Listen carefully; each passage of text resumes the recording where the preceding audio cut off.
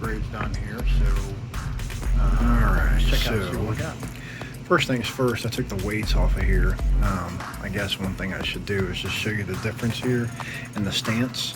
As you can see, it has a little bit of a wider stance now.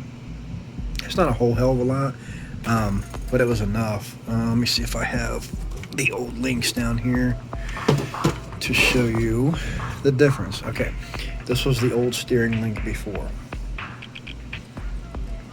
And just look at how much more I have down there. I mean, it's amazing.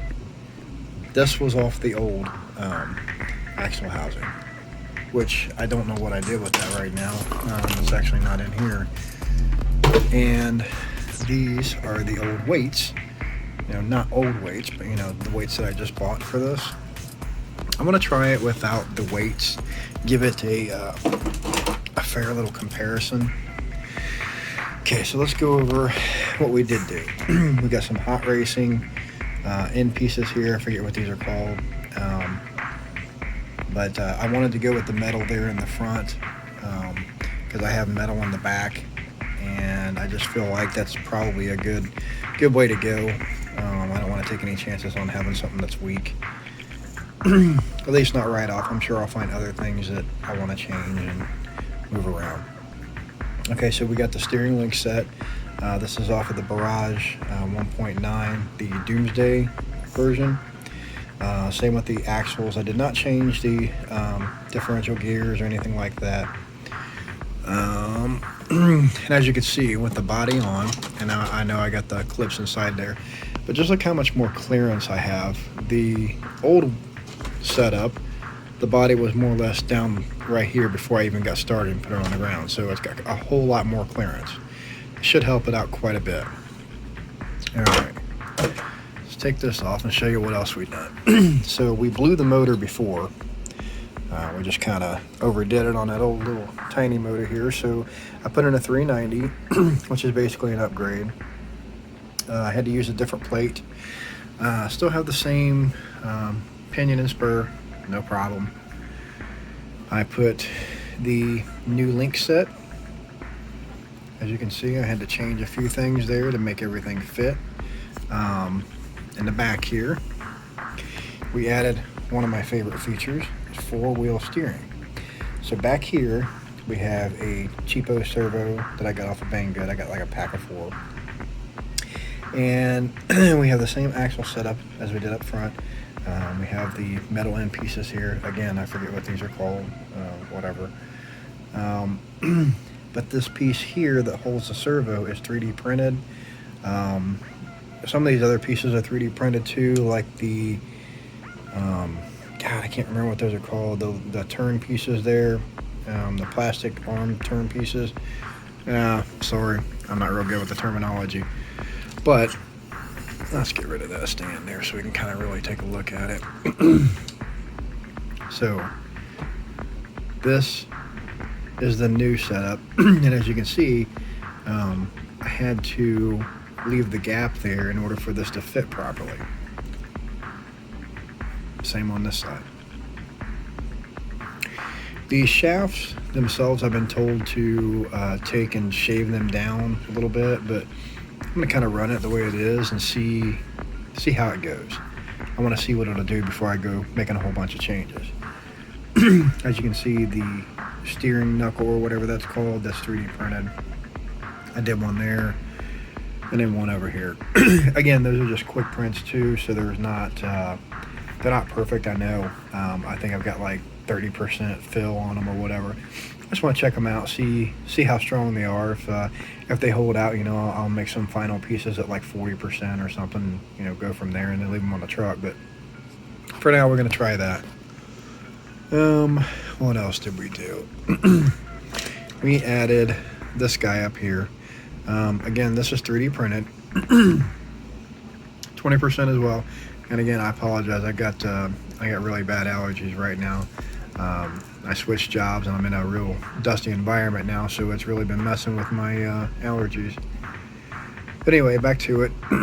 This will now hold a full-size lipo, should I want to put one in, which I may eventually. I never really felt the need for it, but I figured, what the hell, I'm doing all these upgrades now, might as well make something for it.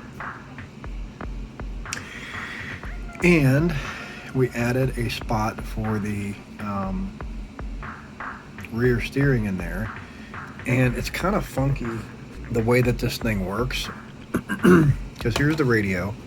It's just your typical 2.4 gigahertz radio. Exceed and a bunch of other ones use these.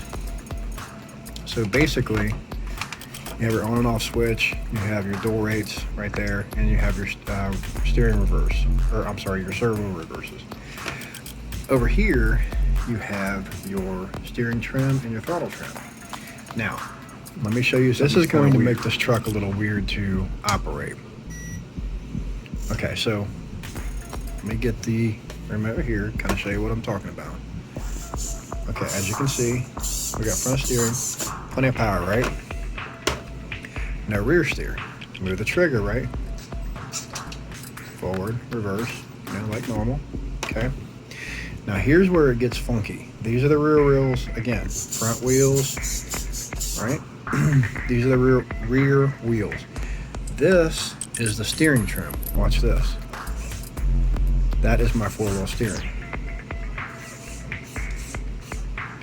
So when it's centered, like so, it's straight. When I go to the right, it goes to the right. When I go to the left, it goes to the left. Now, when you're steering and you put the wheels to the right, that's actually going to make you turn to the left. So if you do that and turn to the left at the same time, you'll turn in a nice, tight circle. If you turn to the right at the same time, you'll do like this crab walk. It's actually pretty cool. I'm still learning how to do everything here. It's kind of a new feature for me. I know a lot of people probably look at me like, okay, whatever. But this is new for me, so I want to get this thing out on the course and check it out.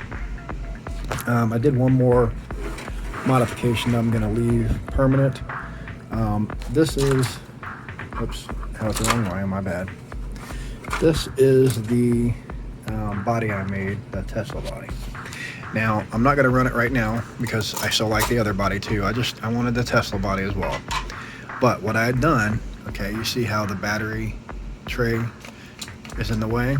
So, there is a separate battery tray right here that extends from one side to the other that will hold the battery.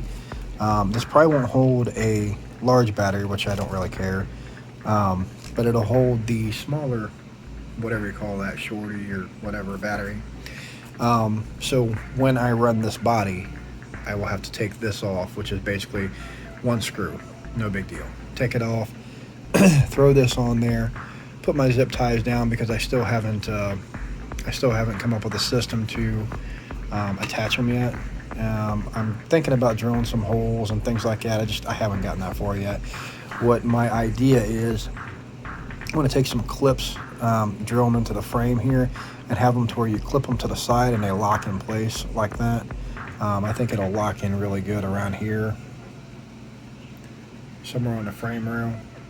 I can't remember how far this goes down. I think some parts touch over here and over here. So I'm still working on that. I honestly haven't even fooled with that in forever, so that's for later.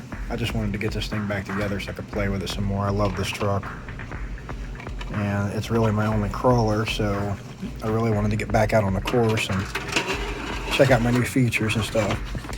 I have another body down there that I thought about using. Check this out.